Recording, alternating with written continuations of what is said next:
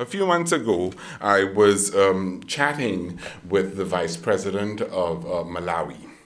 And I was working with colleagues in Malawi, and we were presenting an analysis that we had done of how population demographics interact with climate change, with food security, with water, and we were looking at the implications for policy for the current administration in Malawi. It just so happens that he was also the Minister of Health. And he said to me, so if we are concerned about overall development, well-being, and security in our country, we have to pay attention to population dynamics and think about how that relates to other key sectors. So I said, yes. Good takeaway message. After that meeting, we met with the Minister for Environmental Change and Climate Change in Malawi and sort of had that same conversation. And then from there, we went to a series of meetings with the Ministry of Planning and thinking about how they deal with questions of unrest within Malawi, hotspot areas, and sort of planning for change. And they all came away with a clear understanding that there was a lack of coordination across their ministries and that these questions were increasingly important for them from a policy and sort of rapid response perspective when looking at questions around humanitarian assistance and planning as they move forward. So in this session, I wanted to talk about sort of those key elements. How do these issues come together when you think of what Rich has spoken about, and how does that link to environmental trends and security dimensions? What are some examples that we can look at, and what does that mean for those of us working in the security community, and how are governments responding, or are they prepared to look at that? And the images that you have here on this slide conveys that a little bit. You see a graph showing population growth, you see displacement of people, you see degradation of the environment, and you sort of see some sort of a military intervention, sort of trying to think about how we manage these issues and what it means. So just a very quick and brief introduction. I'm from the Woodrow Wilson Center, which is in the Ronald Reagan building, and we really we serve as a living memorial to President Wilson, really bringing together communities of research, policy, and practice, and really thinking about what that means for key development priorities moving forward. When we think about these connections around population and environment, we've really moved from just thinking about environmental issues as one that we typically talk about in terms of just tree huggers. Those who are just concerned about conservation and recognizing sort of the centrality of natural resource management and what it means. In the population discourse, as you've heard from Rich, it's a lot more than just about numbers and looking at the number of people. There's a much more nuanced policy analysis looking at population dynamics in terms of age structure, composition, movement, gender composition, and what does that mean for overall development initiatives, policies, and security dimensions. And a lot of this happens at the global level, but when you take it to the continent or the country level, you really have to have a location-specific analysis. But there's increased recognition and increasing recognition that these areas come together. They're important for policies, programs, for rapid response mechanisms, and it is critical for livelihoods, economics, conflict, and stability. And that one way that we begin to think about it is not only in terms of threats, but also in opportunities. What can be done, and at what point can those interventions be looked at? So really just recognizing that when we look at natural resources for the continent, that generally in terms of natural resources, Africa is fairly wealthy. There's oil, gas, diamonds, uranium, copper, manganese, iron ore, and gold. So really, when you look at the wealth that we have in Africa, what are some of the other factors and from a natural resource perspective that come into play? So that there are a number of threats that occur despite this natural resource endowment that are tied to questions around poverty, population growth and population dynamics, rising consumption, how are those resources being used, who wants those resources, and to what degree countries are putting in place policies to export those resources, and what does that mean for geopolitics in the region, and what is the institutional capacity to deal with and respond to the dynamics that result from those interactions. To get a sense of how these issues all come together, we had worked with a group called Population Action International and the African Institute for Development Policies, looking at the interaction of these issues, population dynamics, climate change, and sustainable development in sub-Saharan Africa, with also a focus on Malawi and Kenya. And in looking at this analysis, the map that you have here specifically looks at areas of population growth, climate change, and agriculture, looking at agricultural projections and agricultural production. So looking at areas of high projected decline in agricultural production that occurs in red, and sort of degradation going down from orange to green.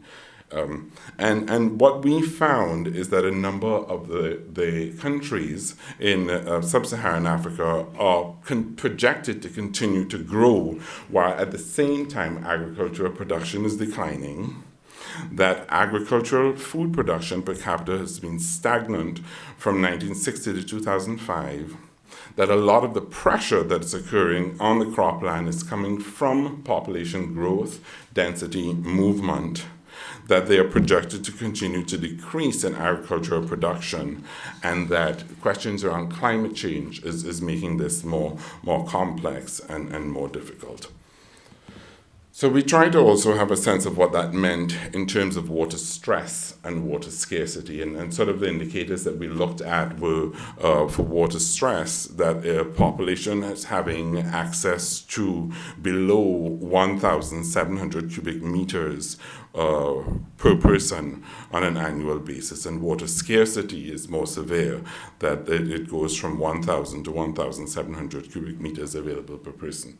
So you look at the number of water scarce countries in red and water stress countries in yellow, and we see that sub-Saharan Africa is projected to be severely impacted by water scarcity, and this is tied to climate change impacts. 15 of the countries in sub-Saharan Africa suffer from water scarcity or water stress, and these countries all have high population growth rates.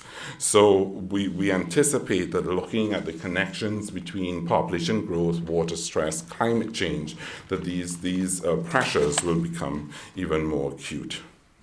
We also looked at questions around climate change and the degree to which the countries have both an institutional and technological policy frameworks and civil society engagement to adapt and deal with climate change, and worked with a number of climate modelers that came up with indicators for climate resilience at a national level, and overlaid these with population dynamics. And what we discovered that most of the countries in Africa are not very resilient to climate change. They're highly vulnerable. The countries that are the least resilient are the ones that are also experiencing rapid population growth. So there's a clear sense that this continues to be a problem that has very clear policy relevance.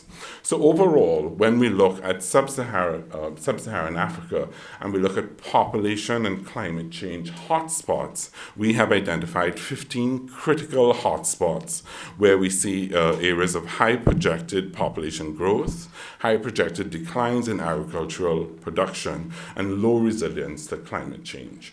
Of those countries, 4 of them, Burkina Faso, Djibouti, Malawi, and Somalia, are also experiencing water stress and water scarcity. Many of these countries already have widespread poverty, low education levels, limited health services, and high gender inequality.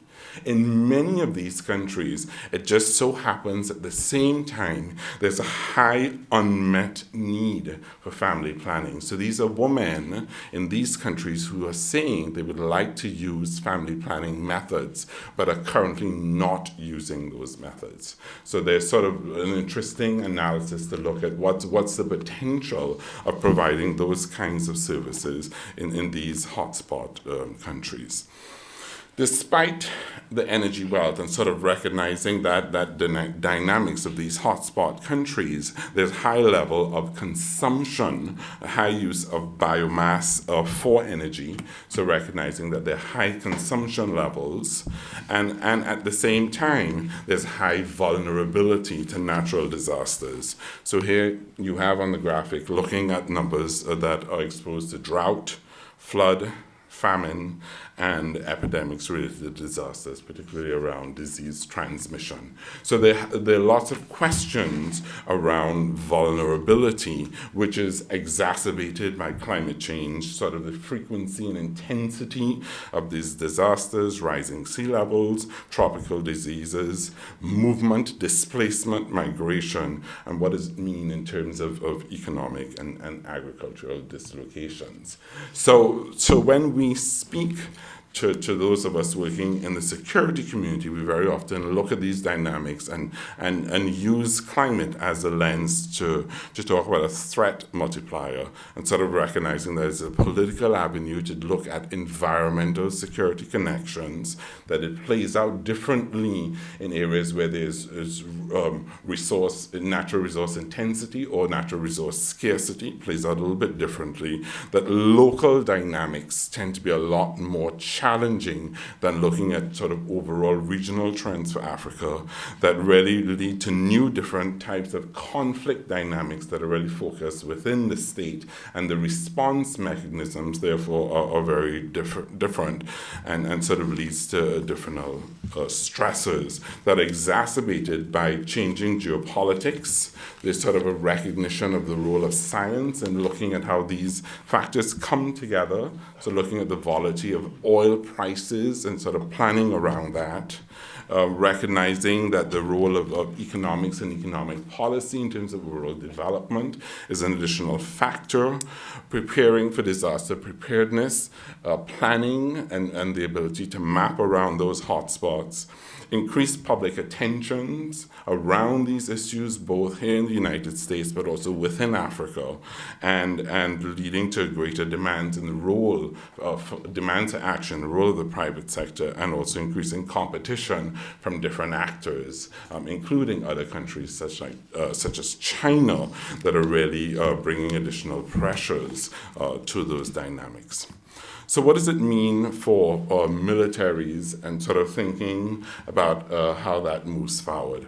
So really looking at it as a threat multiplier, recognizing that it's part of the response mechanisms, that there's a growing humanitarian need where the military is becoming increasingly involved, that there are new challenges, the questions around conflict, mitigation, adaptation, what does that mean for existing nukes and how does that move forward? If there's still bases there, what are the implications for procurement and facilities?